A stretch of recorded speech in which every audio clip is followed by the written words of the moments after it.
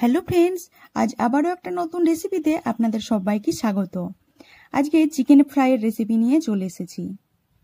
এটা বানানো খুবই সহজ। চিকেন ফ্রাই বানানোর জন্য আমি 1 কেজি চিকেন নিয়ে নিয়েছি।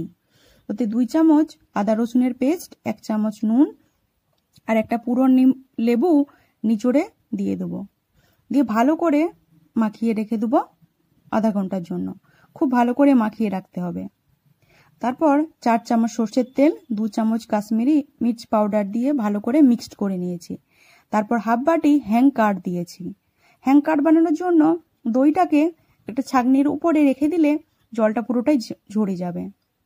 আর 1 চামচ কসুরি মেথি পাউডার আর হাফ চামচ গরম মশলা গুঁড়ো আর একটুখানি নুনও ব্যবহার করেছি। দিয়ে চিকেনগুলো আবারও ভালো করে মাখিয়ে রেখে দেবো আধা ঘন্টার জন্য। তারপর একটা ফ্রাইং প্যানে চিকেন পিসগুলো দিয়ে দেবো একটা একটা করে। তখন ফ্লেমটা লো টু মিডিয়ামে রাখতে হবে।